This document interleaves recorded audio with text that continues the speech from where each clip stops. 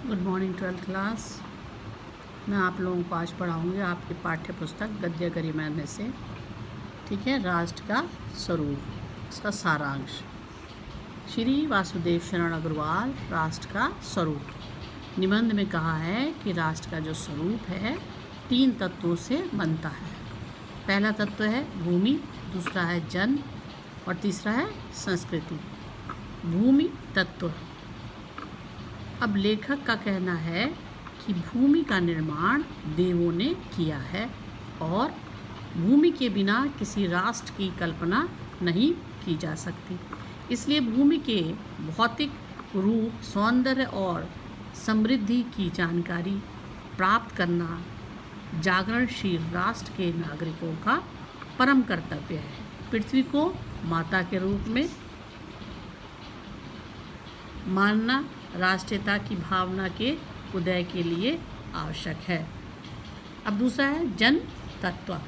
मातृभूमि पर विश्वास करने वाला मनुष्य राष्ट्र का दूसरा महत्वपूर्ण तत्व है।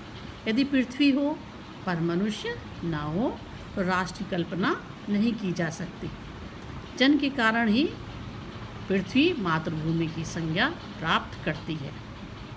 जो जन पृथ्वी के साथ माता और पुत्र के संबंध को स्वीकार करता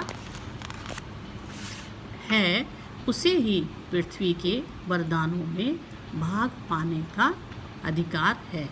यही अनुभव राष्ट्रीयता की कुंजी भी है। अपने जन समुदाय की उपेक्षा करके कोई राष्ट्र आगे नहीं बढ़ सकता।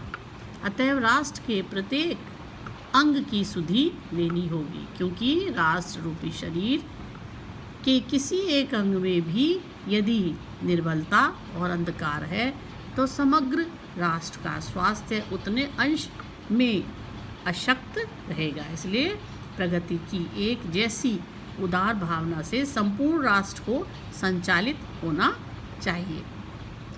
तीसरा है संस्कृति। राष्ट्र का तीसरा तत्व मनुष्य की संस्कृति है।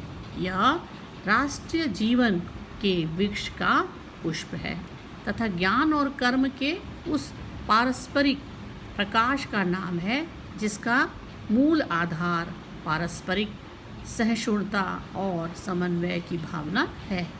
सहृदय व्यक्ति वह है जो प्रत्येक संस्कृति के आनंद पक्ष को स्वीकार करता है और उससे आनंदित होता है, क्योंकि समन्वय युक्त जीवन ही राष्ट्र का सुखदायी रूप है।